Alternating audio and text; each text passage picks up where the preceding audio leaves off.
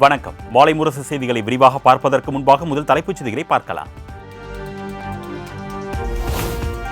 கல்வி நிதியை தர மறுத்து மும்மொழிக் கொள்கையை திணிக்க முயற்சிக்கும் மத்திய அரசை கண்டித்து திமுக மற்றும் அதன் கூட்டணி கட்சிகள் ஆர்ப்பாட்டம். துணை முதலமைச்சர் உதயநிதி, திருமாவளவன், முத்தரசன் உள்ளிட்டோர் பங்கேற்று ஹிந்தி திணிப்புக்கு எதிராக முழக்கம். இந்தியை தடுக்க எழுந்தது பார், திணிக்காதே திணிக்காதே திணிக்காதே திணிக்காதே மோடி அரசு, இந்திய அரசு.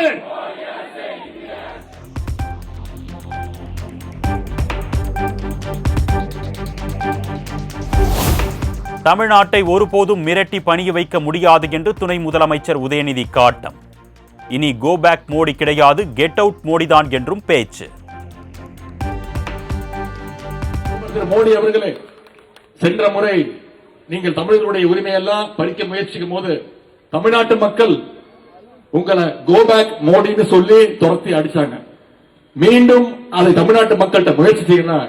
இந்த முறை கோ பேக் மோடி கிடையாது, இந்த முறை கெட் அவுட் மோடி என்று சொல்லி உங்களை துரத்துவார்கள்.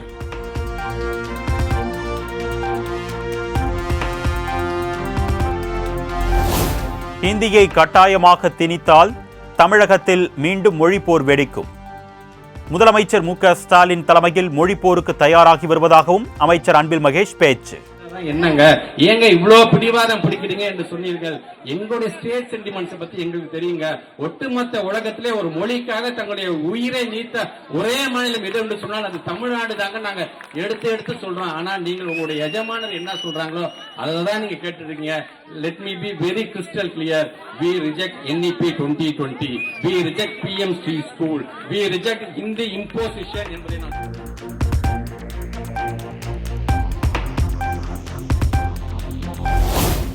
2152 கோடி கல்வி நிதியை வழங்காமல் இழுத்தடிக்கிறது மத்திய அரசு. உங்க அப்பன் வீட்டு பணமா என்று அமைச்சர் அன்பில் மகேஷ் ஆவேசம்.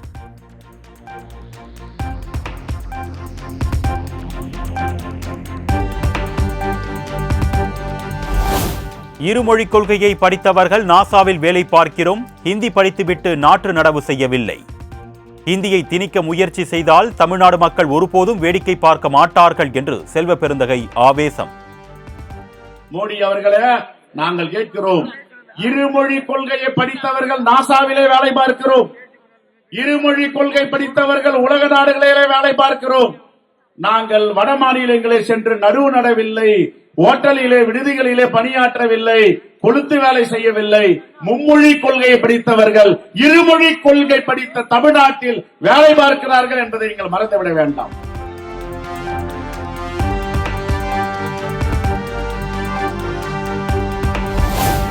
தமிழ்நாட்டில் ஹிந்தியை திணிக்கும் மத்திய பாஜக அரசின் கனவு ஒருபோதும் பலிக்காது. மத்திய அரசு உடனடியாக நிதியை கொடுக்க முடியாது என்றால் கொடுக்க வைப்போம் என்றும் திருமாவளவன் பேச்சு. தாய்மொழி அதை பேசியாக வேண்டும், அதை கற்றாக வேண்டும். ஒரே தேசம் ஒரே மொழி, அதுதான் அவருடைய கொள்கை. ஒரே தேசம் ஒரே கலாச்சாரம், ஒரே தேசம் ஒரே மதம், ஒரே தேசம் ஒரே ஆட்சி, ஒரே தேசம் ஒரே கட்சி. இதுதான் அவர்களின் இறுதி இலக்கு. இந்தியா என்பது ஒரு நாடு, அந்த இந்தியா நாட்டுக்குள் ஒரே மதம்தான் இருக்க வேண்டும்.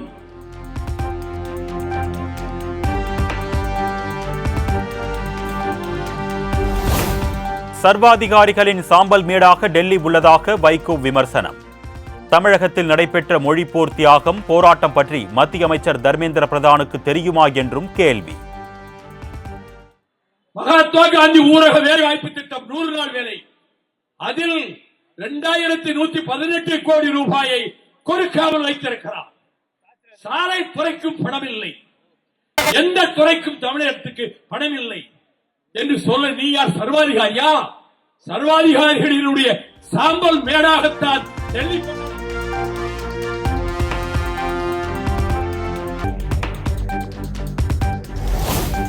தமிழ்நாட்டிற்கு கல்வி நிதி தர மறுத்த மத்திய அமைச்சர் தர்மேந்திர பிரதான் பகிரங்கமாக மன்னிப்பு கேட்க வேண்டும்.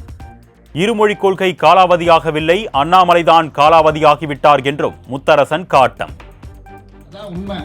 ஆகவே ஒன்றிய அமைச்சர் இப்படி சொல்லியதற்காக நாட்டு மக்களிடம், தமிழ்நாட்டு மக்களிடம் பகிரங்கமாக அவர் மன்னிப்பு கேட்க வேண்டும். இந்த தேசிய கல்விக் கொள்கை என்கிற பெயரால் 3ஆம் வகுப்பில் ஒரு தேர்வு, 5ஆம் வகுப்பு ஒரு தேர்வு, 8ஆம் வகுப்பில் ஒரு தேர்வு, அப்புறம் 10ஆம் வகுப்புல ஒரு தேர்வு, அப்புறம் 12ஆம் வகுப்புல ஒரு தேர்வு, அப்புறம் 12ஆம் வகுப்புல பாஸ் பண்ணாலும் பிறகு ஒரு பொது தேர்வு என்ற அந்த தேசிய கல்விக் கொள்கையை தமிழ்நாட்டு மக்கள், தமிழ்நாடு அரசாங்கம் நிராகரிக்கிறது.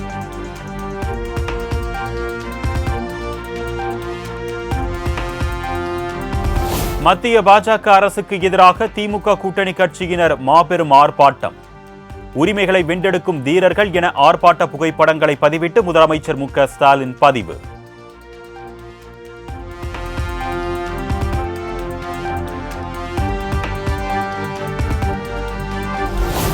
தமிழக அரசு பள்ளிகளில் 3வது மொழியை சேர்க்க வேண்டும் என்று பாஜக கூறுவது ஏன்? சீமானுக்கு பாஜக மாநில தலைவர் அண்ணாமலை விளக்கம். 56 லட்சம் குழந்தைகள் அவங்க வேற ஒரு ஸ்ட்ரீம்ல போயிட்டு இருக்கிறாங்க.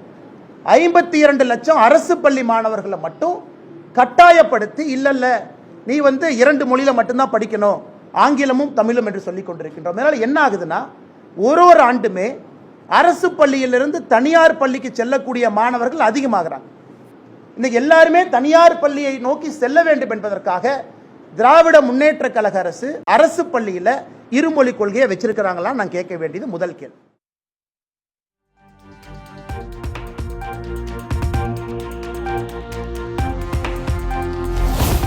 ஹிந்தி கற்க வேண்டும் என்று சொல்லும் அண்ணாமலை தமிழ் கற்க வேண்டும் என்று ஏன் சொல்வதில்லை என்று சீமான் கேள்வி. IPS படித்தால் போதாது, நன்றாக படிக்க வேண்டும் என்றும் காட்டம்.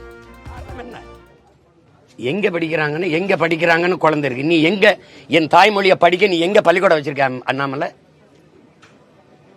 இந்தி படின்னு சொல்ற, நீ என் தமிழை படின்னு சொல்லலையே. நீ அப்புறம் தமிழ் படிக்க பள்ளிக்கூடம் எங்க வச்சிருக்க? பள்ளிக்கூடமா வச்சிருக்கியா, சுடுகாடா வச்சிருக்கியா? என்ன கேள்வி கேட்கிறியா? அதிகாரத்தை ஓம் பிள்ளை எங்க பிடிக்குது?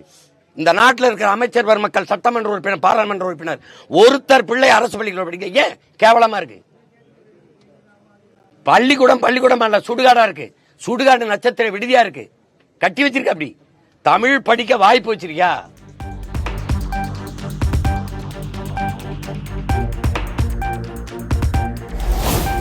விஜய் வித்யாஸ்ரம் என்ற பெயரில் CBSE பள்ளி நடத்தி வருகிறார் தவேக தலைவர் விஜய்.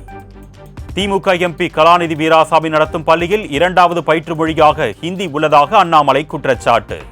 விஜய் வித்யாஸ்ரம், நடிகர் விஜய் அவர்கள் தமிழக வெற்றி கழகத்தினுடைய தலைவர் விஜய் வித்யாஸ்ரம் என்கின்ற பள்ளி நடத்துறாங்க. சி ஜோசப் விஜய் என்கின்ற பெயரை பாருங்க, நான் கொடுத்திருக்கிற டாக்குமெண்ட்ல கொஞ்சம் ஜூம் பண்ணுங்க. சி ஜோசப் விஜய் என்கின்றவர் யாரு? அவர் புதுசா மேல இருந்து வந்தாரா?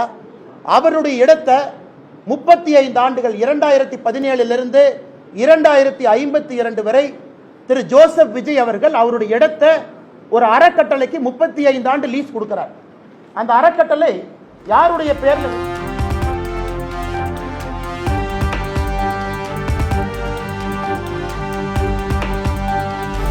ஹிந்தி மொழியை திணிப்பதாக பொய் பிரச்சாரம் செய்து வரும் திமுக ஒரு பிரிவினைவாத கட்சி. பாஜக தேசிய மகளிர் அணி தலைவி வானதி சீனிவாசன் காட்டம். தனியாக ஒரு ஐடென்டிட்டியோட இந்திய நாட்டினோட தேசியத்தோடு சேரவிடாமல் தடுப்பதற்கான அரசியல் என்றுதான் அவர்களுடைய பாரம்பரியமே இருக்கிறது. அதனால் இப்போதும் அவர்களுடைய வழக்கமான பாணியில ஹிந்திய கத்துக்க சொல்றாங்க, ஹிந்தி மொழியை அங்க மேல திணிக்கிறாங்கன்னு ஒரு பொய் பிரச்சாரத்தை மேற்கொண்டு வருகிறார்கள்.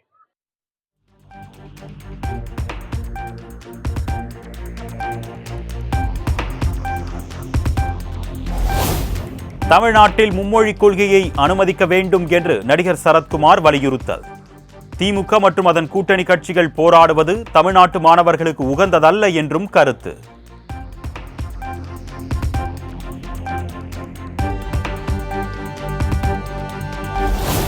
பெஞ்சல் புயலால் பாதிக்கப்பட்ட 18 மாவட்ட விவசாயிகளுக்கு 498 கோடி ரூபாய் நிவாரணம். ஓரிரு நாளில் விவசாயிகளின் வங்கி கணக்கில் வரவு வைக்கப்படும் என்று முதலமைச்சர் மு.க. ஸ்டாலின் அறிவிப்பு.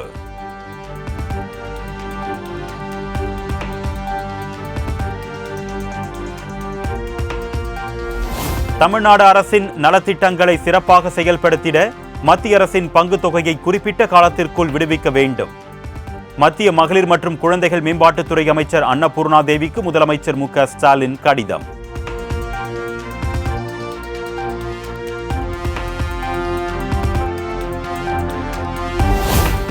மார்ச் 14ஆம் தேதி தமிழ்நாடு அரசின் நிதிநிலை அறிக்கை தாக்கல்.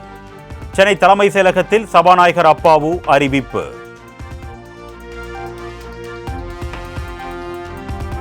கூடுதல் செலவினங்களுக்கான மானிய கோரிக்கைகளையும் 2025ஆம் ஆண்டு மார்ச் மாதம் 21ஆம் தேதி வெள்ளிக்கிழமை அன்று சட்டப்பேரவையில் தாக்கல் செய்யப்படும் என்பதை தெரிவித்துக் கொள்கிறேன்.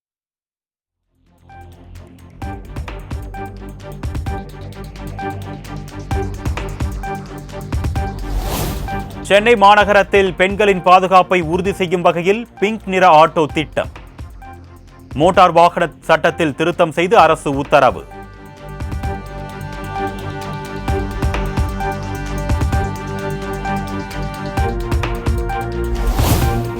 திருவள்ளூர் அருகே பத்தியால்பேட்டை பகுதியில் ஆக்கிரமித்து கட்டப்பட்டிருந்த தமிழக வெற்றிக் கழக அலுவலகம் இடித்து அகற்றம். போக்குவரத்துக்கு இடையூறாக இருந்த பல கட்டிடங்களையும் இடித்து அகற்றிய நெடுஞ்சாலைத்துறையினர்.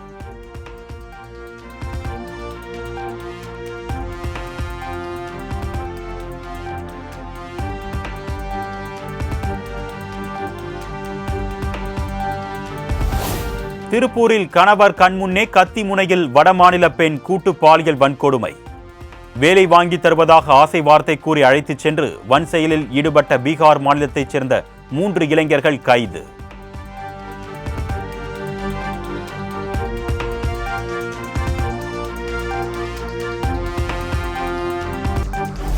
சென்னை ஐனாவரத்தில் தனியார் மருத்துவமனையில் 4 வயது சிறுவன் உயிரிழப்பு, உறவினர்கள் போராட்டம். பேச்சுவார்த்தையில் ஈடுபட்ட போலீசாருக்கும் போராட்டக்காரர்களுக்கும் இடையே தள்ளுமுள்ளு ஏற்பட்டதால் பரபரப்பு.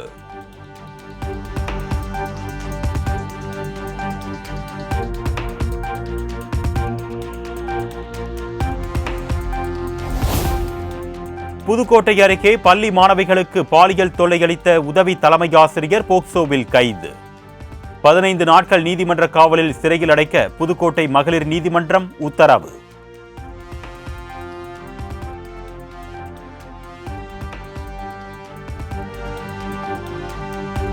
பட்டுக்கோட்டை அருகே அங்கீகாரம் இல்லாத சிபிஎஸ்இ பள்ளியில் பயின்ற 19 மாணவர்கள் மாநில பாடத்திட்டத்தில் தேர்வு எழுத திட்டம்.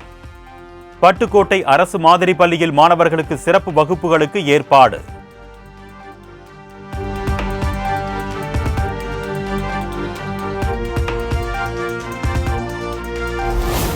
அரசு பள்ளிகளில் 2025-2026 கல்வியாண்டிற்கான மாணவர் சேர்க்கை மார்ச் 1ஆம் தேதி முதல் தொடக்கம். தொடக்க கல்வி இயக்குனர் நரேஷ் உத்தரவு.